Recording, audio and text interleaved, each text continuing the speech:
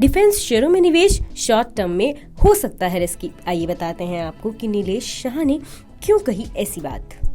Defence sector की कंपनियों में निवेश शॉर्ट टर्म में रिस्की हो सकता है। कोटक महिंद्रा एएमसी के एमडी नीलेश शाह ने ये बात कही है।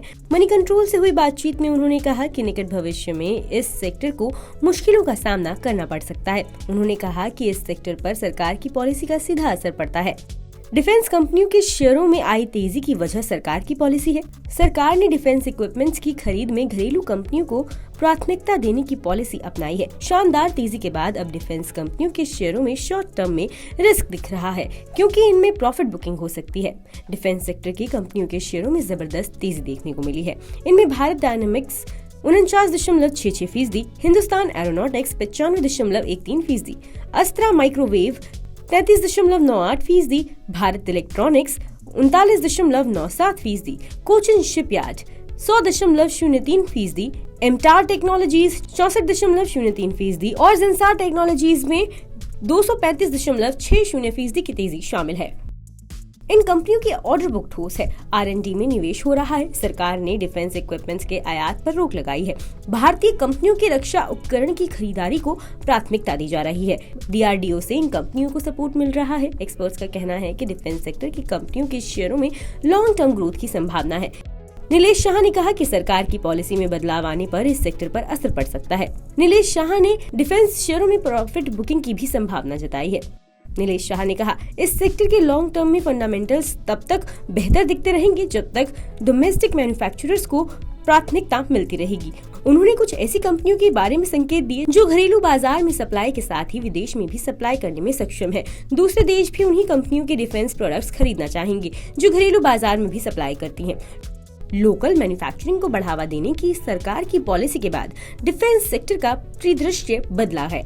मेक इन इंडिया की पहल के बाद अब घरेलू बाजार में 68% डिफेंस प्रोडक्ट्स की खरीदारी हो रही है। कुछ साल पहले ये आंकड़ा 38% था।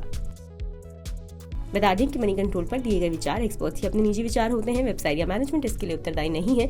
यूजर्स को मनी कंट्रोल की सलाह है कि कोई भी निवेश निर्णय लेने से पहले सर्टिफाइड एक्सपर्ट की सलाह लें।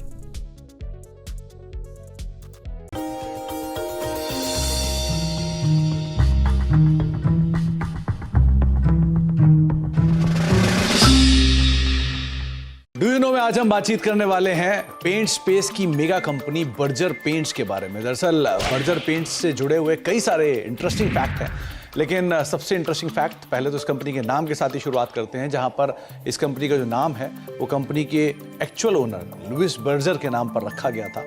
262 साल पहले इस कंपनी की शुरुआत हुई थी और ये कंपनी जर्मनी से शुरू हुई थी और धीरे धीरे मल्टीपल एक्विजिशंस और मर्जर्स के थ्रू होते होते यहाँ तक की स्थिति में पहुंची है। इसके अलावा कुछ इंटरेस्टिंग फैक्ट में ये भी है कि ये दुनिया की 14वीं सबसे बड़ी पेंट कंपनी है, एशिया की 4थी सबसे बड़ी पेंट कंपनी है और भारत की दूसरी सबसे बड़ी पेंट कंपनी के तौर पर शुमार है और करीब करीब 15 से लेकर 20% के आसपास का मार्केट शेयर अपने स्पेस के अंदर कमांड करती है। हालांकि जो लीडर है उसका हाफ मार्केट शेयर है, लेकिन फिर भी कंपनी का एक स्ट्रॉन्ग मार्केट शेयर अभी भी कमांड करती है।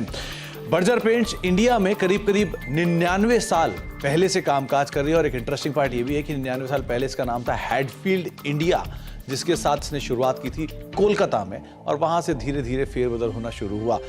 Hero MotoCorp, royal Enfield, Ashok Leyland, Tata Motors, TVS, Yamaha, साथ ही साथ hero group, Honda group, Bajaj group, ये सब वो ग्रुप्स हैं जो कि बर्जर पेंट का पेंट यूज करते हैं और अलग अलग व्हीकल्स जो हैं कंपनी के वो इन प्रोडक्ट यानी बर्जर के प्रोडक्ट्स के जरिए आप मार्केट में देख भी पा रहे हैं।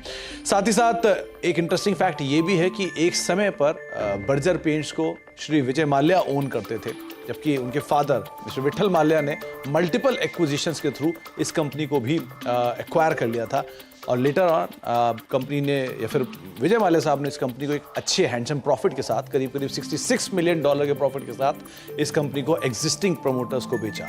तो ऐसे multiple acquisitions and takeovers पिछले 99 साल की हिस्ट्री में बर्जर पेंट्स के अंदर आपने देखे हैं। साथ ही साथ बर्जर पेंट के साथ कुछ और इंटरेस्टिंग तथ्यों में से ये बांग्लादेश की सबसे पुरानी और साथ साथ सबसे बड़ी पेंट कंपनी के तौर पर शुमार है और करीब करीब 50% से ज्यादा का मार्केट शेयर ये पेंट स्पेस में बांग्लादेश के अंदर कमांड करती है।